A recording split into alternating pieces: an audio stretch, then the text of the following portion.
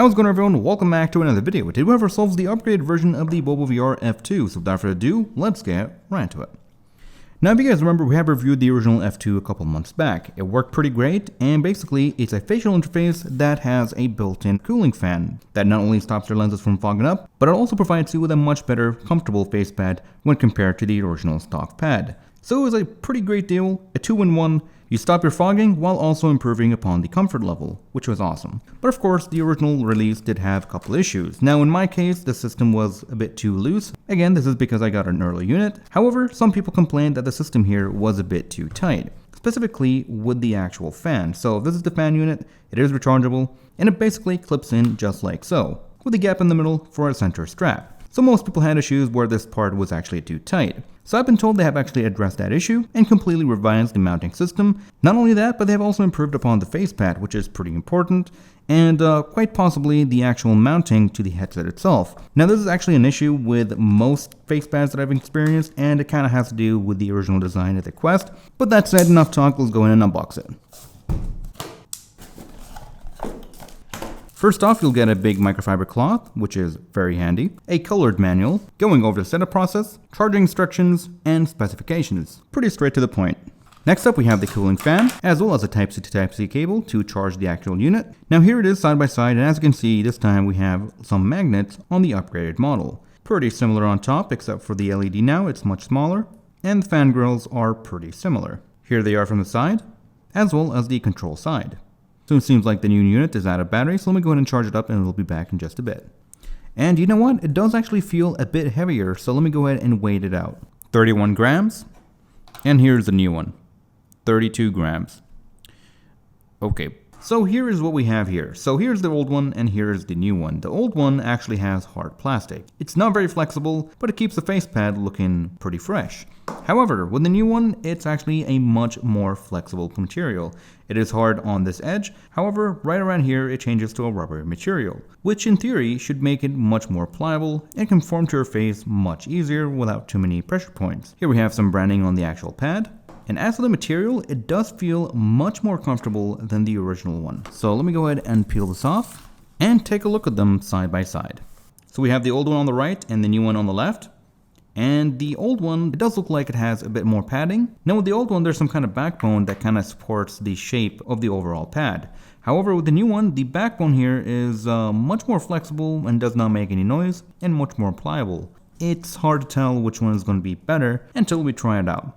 Now taking a look at the frames here, we can see that the old one is on the top and the new one on the bottom with some screws for the actual magnets to attach onto. We got bigger holes for ventilation. Now take a look at the side profile of the frames when it comes to the actual ventilation, the intake and exhaust. Things look completely different. They completely revamped the entire design and things are looking pretty cool. But we'll see how it actually performs in a real use case. Now the last thing to talk about here would be the nose pad. And as you can see here with the old one, I do have it removed. I tend to do that with pretty much any headset, any strap I've ever got, since the nose pads never really work for me. So I just remove them.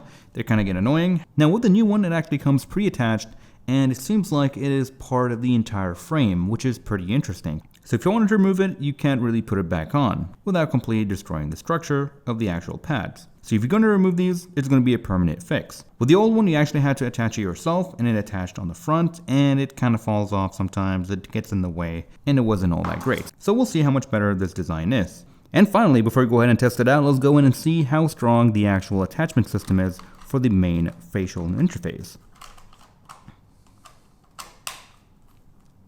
Alright. That, my friends, is solid as heck. Alright, so this is pretty exciting. I'm about to shed a tear here, but this thing attaches beautifully. This entire time I thought my headset was kind of ruined, since the actual attachment divots have been worn out. And I've had about 3 to 4 different face pads, and they all have the same issue, including the stock one. None of them want to stay on this well. This is pretty amazing. They have done a fantastic job at getting the right measurements. I gotta say, this is beautiful. I didn't have to fiddle around, I didn't have to bend and warp the entire frame, it just works. I mean, just check this out. I am pulling on it and it's not coming off. But again, this might actually change over time, since the actual design of the Quest is kind of flawed to begin with, because the entire system is kind of relying on these little divots, which kind of go in there and clip in. So The more you pull this out and put it back in, the more it gets worn out. So let's just hope that it stays this way, because I'm honestly sick of using my headset with the facepad constantly falling off when I take it off.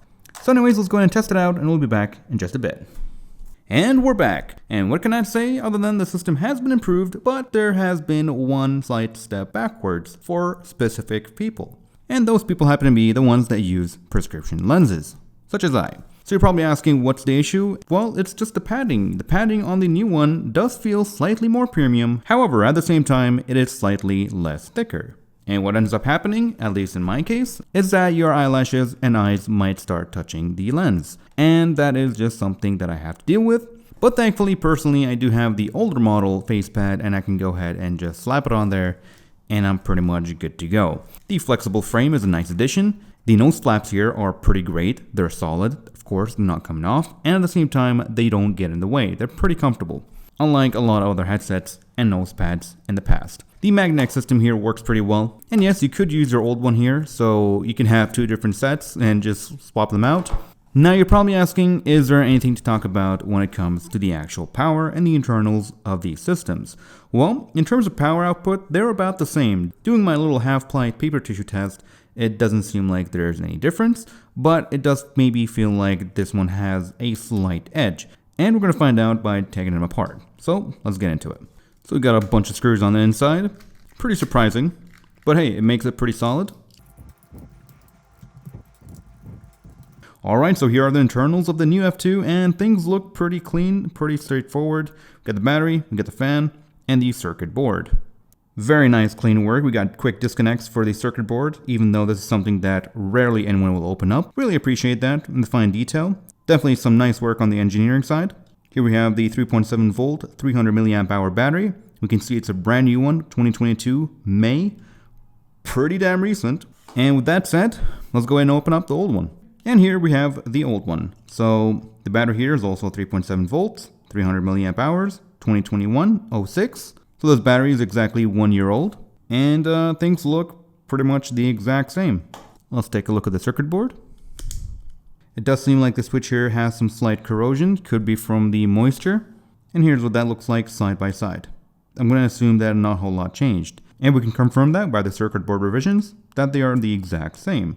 Here are the tiny fans. Pretty awesome. And we can go ahead and even turn them on.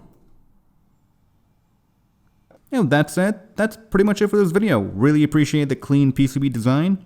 Pretty straightforward, easy to maintain, easy to replace. Fantastic job on the actual frame. The magnetic system feels pretty nice, and it pretty much solves almost all the problems that I've personally had with the F2, but in my case I did end up encountering one small issue, which is the prescription lenses kind of pushing things up outwards.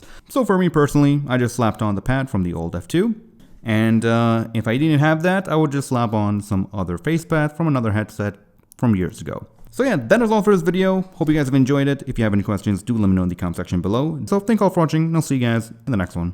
Take care, everyone.